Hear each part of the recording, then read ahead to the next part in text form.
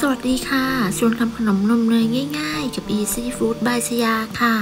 คลิปนี้มาชวนทำเค้กซิฟฟ่อนช็อกโกแลตไส้ชาไทยค่ะสูตรซิฟฟ่อนเนื้อนุ่มใส่ไส้สังขยาชาไทยหอมอร่อยเราไปดูวิธีทำกันเลยค่ะเริ่มแรกเรามาเตรียมน้ำชาไทยกันก่อนค่ะใส่ผงชาไทยลงไปในถุงกรองจากนั้นเทน้ำร้อนลงไปประมาณ250 mlเสร็จแล้วก็แช่ทิ้งไว้ประมาณ 3-4 นาทีเมื่อครบเวลาก็นำถุงชาออกแล้วก็บีบเอาแต่น้ำเราก็จะได้น้ำชาไทยประมาณ230 ml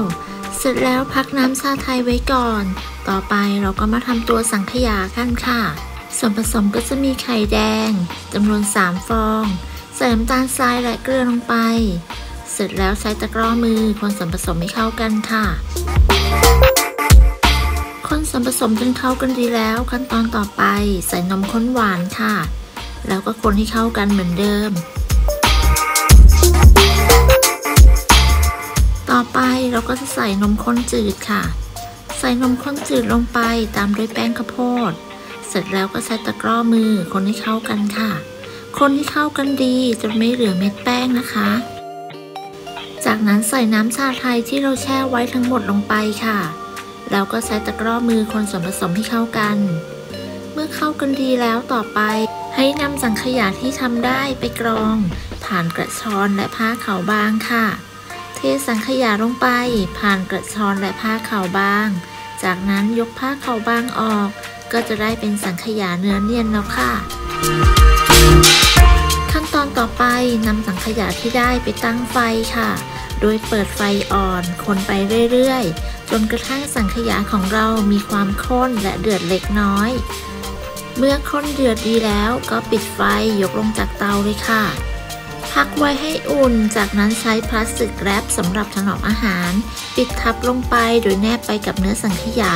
เราก็นำไปแช่เย็นสักประมาณ30 นาทีค่ะเมื่อแช่เย็นสังขยาแล้วต่อไปเรามาทำตัวเนื้อเค้กกันค่ะเนื้อเค้กเป็นสูตรซิฟฟ่อนช็อกโกแลตค่ะเริ่มจากการแยกไข่จะใช้เป็นไข่ไก่เบอร์2จำนวน3ฟองแยกไข่แดงและไข่ขาวออกจากกันค่ะอย่าลืมเลือกใช้เป็นไข่สดใหม่นะคะจากนั้นมาทำส่วนผสมของไข่แดงกันก่อนเริ่มจากใส่น้ำตาลทรายและเกลือลงไปตามด้วยน้ำเปล่าและน้ำมันพืชจากนั้นใช้ตะกร้อมือคนส่วนผสมให้เข้ากันค่ะคนจนส่วนผสมเข้ากันดีต่อไปเราก็จะใส่แป้งค่ะก็จะมีแป้งเค้กเบกกิ้งโซดานมผงสำหรับทำเบเกอรี่และผงโกโก้ค่ะจากนั้นนำส่วนผสมของแป้งไปร่อนใส่ในส่วนผสมของไข่แดงค่ะเทแป้งผ่านกระชอนสำหรับร่อนแป้งจากนั้นร่อนแป้งลงไปจนกระทั่งหมดผงแป้งค่ะแล้วก็ใช้ตะกร้อมือคนส่วนผสมให้เข้ากันค่ะคนส่วนผสมให้เข้ากันจนไม่เหลือเม็ดแป้งเสร็จแล้วพักส่วนผสมนี้ไว้ก่อนต่อไปเราไปตีไข่ขาวค่ะเปิดสปีดความเร็วกลางตีไข่ขาวให้ขึ้นฟองหยาบเล็กน้อยจากนั้นใส่ครีมออฟทาท่าลงไปถ้าไม่มีสามารถใช้น้ำมะนาวหรือน้ำส้มสายชูแทนได้ค่ะจากนั้นทยอยใส่น้ำตาลทรายลงไปจะแบ่งใส่3ครั้งค่ะแต่ละครั้งก็ให้ห่างกันประมาณ 15-20 วิใส่น้ำตาลทรายลงไปหมดแล้วก็ตีไข่ขาวต่อจนกระทั่งไข่ขาวมีลักษณะเป็นสีขาวนวลตีไข่ขาวให้ตั้งยอดค่อนไปทางแข็งประมาณนี้ก็ใช้ได้แล้วค่ะจากนั้นเปิดสปีดความเร็วต่ำตีต่ออีกประมาณ30 วิเพื่อตัดอากาศค่ะต่อไปให้นำไข่ขาวที่ตีได้มาผสมกับส่วนผสมของไข่แดงค่ะโดยทยอยแบ่งมาผสม3รอบแต่ละรอบก็ให้ใช้ตะกร้อมือคนส่วนผสมให้เข้ากันด้วยความเบามือค่ะคนตะล่อมส่วนผสมให้เข้ากันด้วยความเบามือจนกระทั่งไข่ขาวหมดหากใครไม่ถนัดใช้ตะกร้อมือก็สามารถใช้ไม้พายช่วยคนผสมให้เข้ากันได้ค่ะคนตะล่อมส่วนผสมจนเข้ากันดีแล้วต่อไปเราก็จะไปตักใส่ถ้วยกันค่ะถ้วยที่ใช้เป็นถ้วยกระดาษมัฟฟินทรงทิวลิปวัดจากด้านล่าง5 เซนด้านบน6 เซนจากนำไปวางในถ้วยแผ่นข้าวเบอร์8เสร็จแล้วนำสังขยาที่แช่เย็นไว้มาเตรียมค่ะ ตักแบตเตอร์ชิฟฟ่อนใส่ลงไปในถ้วยโดยใช้สกู๊ปไอติมขนาด5เซนจากตัก2สกู๊ปค่ะจากนั้นใช้สกู๊ปไอติมขนาด 3.5 เซน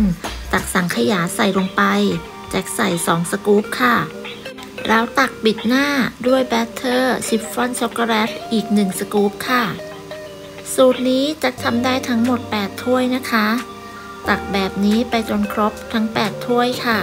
แจ็คตักสังขยา2สกู๊ปต่อถ้วยแต่ก็จะยังมีสังขยาเหลืออยู่เพื่อนๆจะเพิ่มสังขยาลงไปก็ได้ค่ะตามที่ชอบเลยโรยหน้าเค้กด้านบนด้วยอัลมอนด์สติ๊กหรือจะโรยอย่างอื่นก็ได้ตามที่ชอบเลยค่ะอย่าลืมเคาะเบาๆก่อนนำเข้าอบด้วยนะคะอบที่อุณหภูมิ160องศาใช้ไฟบนล่างไม่เปิดพัดลมใช้เวลาประมาณ20นาทีค่ะเมื่อสุกแล้วก็นำเค้กออกจากเตากระแทกพิมพ์เบาๆเพื่อให้เค้กเซ็ตตัวเสร็จแล้วจักนำออกจากถาดพักเขาไว้ให้เย็นค่ะเค้กชิฟฟ่อนช็อกโกแลตไส้สังขยาชาไทยสูตรนี้เนื้อนุ่มมากๆตัวสังขยาก็หอมอร่อยเข้ากันกับเค้กช็อกโกแลตมากๆค่ะจะทดสอบใส่กล่องขนาด15 x 22 x 6.2 เซนก็ใส่ได้ทั้งหมด6ถ้วยพอดีค่ะเค้กชิฟฟ่อนช็อกโกแลตไส้สังขยาชาไทยสูตรนี้หอมอร่อยทำง่ายมากๆทำกินได้ทำขายได้เพื่อนๆลองทำกันดูนะคะได้ผลยังไงก็มาคอมเมนต์คุยกันค่ะขอบคุณสำหรับการติดตามรับชมคลิปนี้นะคะถ้าเพื่อนๆชอบก็อย่าลืมกดไลค์กดแชร์กดติดตามเพื่อเป็นกำลังใจให้กันด้วยค่ะสำหรับคลิปนี้จะต้องลาไปก่อนพบกันใหม่ในคลิปหน้านะคะสวัสดีค่ะ